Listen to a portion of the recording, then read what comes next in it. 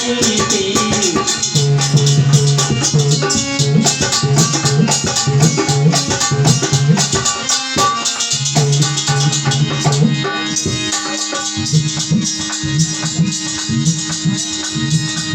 मानो सुख का कुए डूबे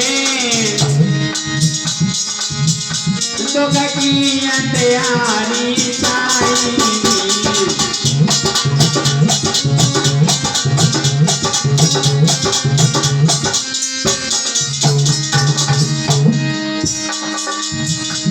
पापों का उदय हो रहा था पुण्यों का रवि डरने लगा।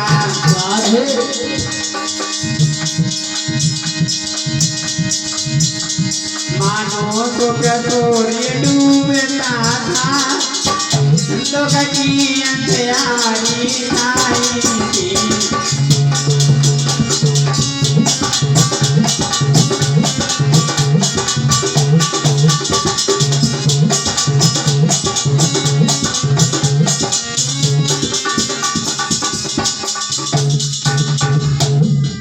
बताया जाता है जब पांडव लोग हिमालय के लिए गलने को गए थे, द्वापर का अंत समय था। वैसे ज्यादा पुरानी बात नहीं है, भागवत में तो ऐसा लिखा है 5098 साल पहले की बात है। और जब परीक्षित राजा बन गए आगे, तो राजा लोगों का स्वभाव होता है शिकार खेलने का।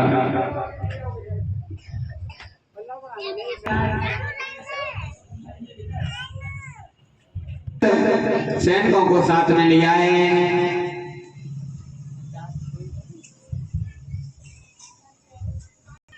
चले जा रहे हैं धीरे धीरे आगे देखा है हिरण भागता हुआ जा रहा है। हिरण भागता हुआ जा रहा है, महाराज परीक्षित उस हिरण के पीछे पीछे भागने लगे हैं।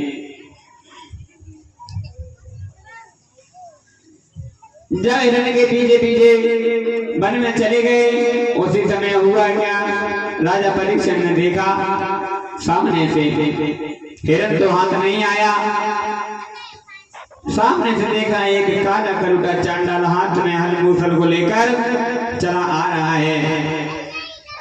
और जब वो गाय और बैल पर मारता है तो ऐसा मालूम पड़ता है पूरा भूमंडल हिल जाता हो।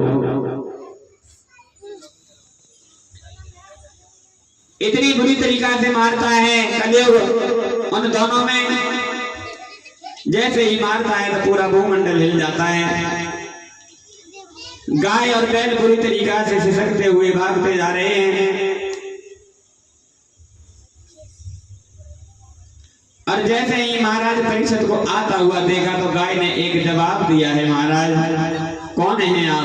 बोली है वो गाय,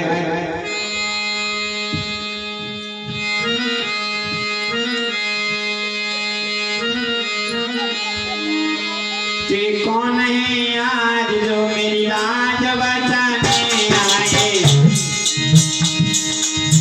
कौन है आज जो मेरी लाज बचाने आए, धर्म के नाम में बलिदान चढ़ाने आए, आज मेरी लाज बचाने आए, धर्म के नाम में बलिदान चढ़ाने आए। कौन है आप हमारी जान बचाने के लिए आए हो? कौन हो? कौन है आज जो मेरी लाज बचाने आए, धर्म के नाम में बलिदान चढ़ाने आए,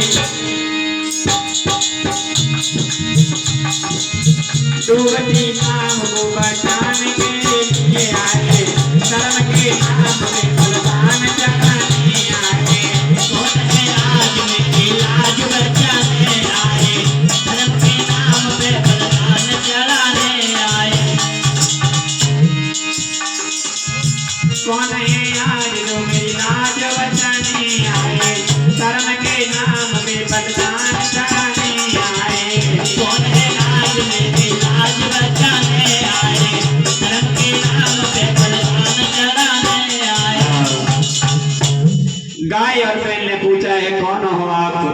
हमारी जान बचाने के लिए आए। राजा परीक्षित ने जब देखा है गाय के ऊपर मारने वाले को, एक कदम से वाय लगाई, अरे मूर्ख तुझे नहीं मालूम है, तूने ये समझ लिया अर्जुन नहीं है तो क्या इसका मतलब ये थोड़े ही है हमारे राज्य में तू गाय और बैल को मारेगा। गाय बैल को मारने वाले मूर्ख, मैं तुझे जिंदा नहीं छोड़ेंगे। गाय बैल को मारने वाले तुझे मैं जीवित नहीं छोड़ सकता।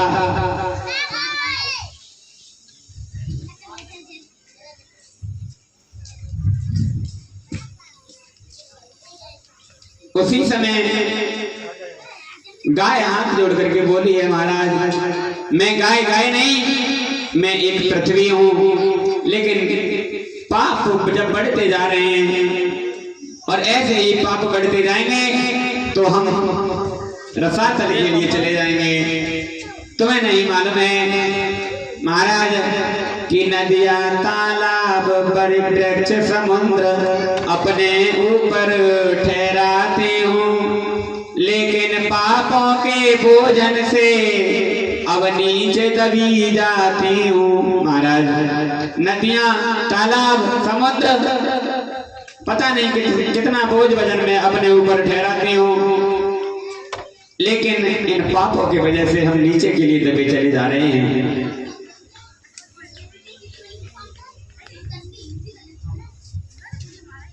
जब ये कहा है कि पापों के बोझों से हम नीचे के लिए दबे जा रहे हैं, उसी समय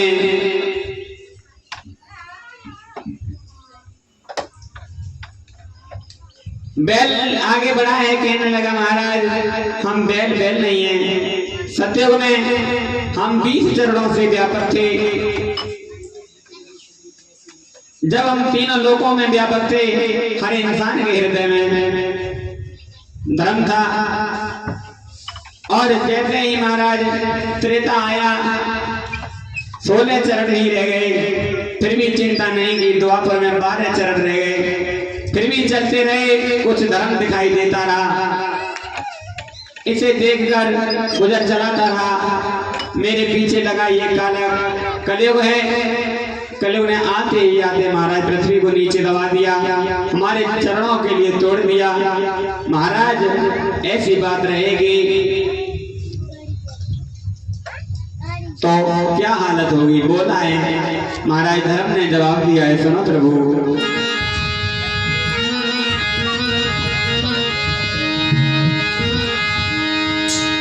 कुछ दिन के बाद जमाने की और हवा बदलने वाली है, और धर्माधिकारी धर्मों की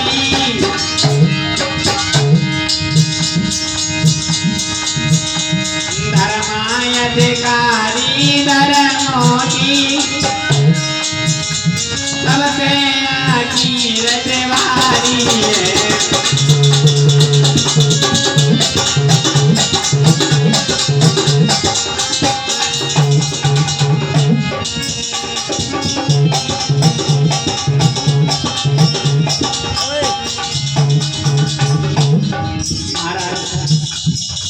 आगे इतना बुरा समय आ रहा है,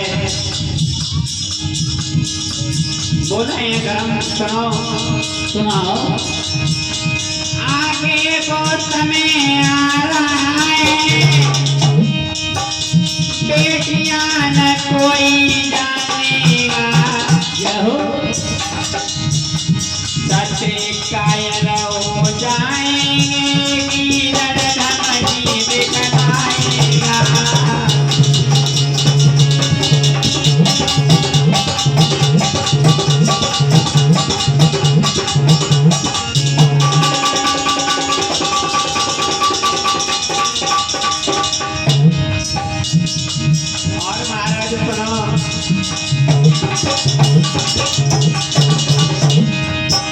कंठी माला चापाटी का आगे न नजर कुछ आएगा।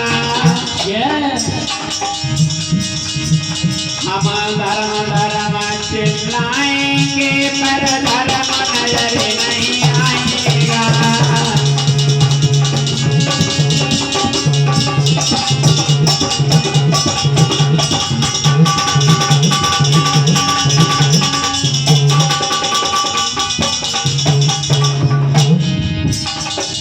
और सुनो महाराज, सुनाओ।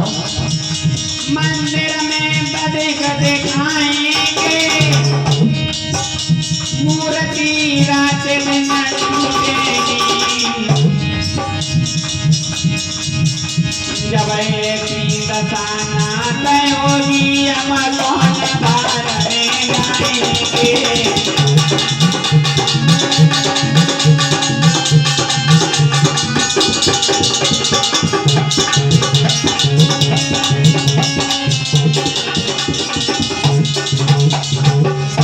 जवाब दिया है महाराज, आगे ऐसा समय आ रहा है, भाई भाई को नहीं जानेगा, पुत्र बाप को नहीं समझेगा, मित्र मित्र को नहीं समझेगा। कहानी सुनने के बाद परीक्षित के होश उड़ जाते हैं। वैसे कलयुग की उम्र 4,32,000 की है, इसमें से ज्यादा नहीं 5,098 साल में ही कलयुग ने ये सब करके दिखा दिया।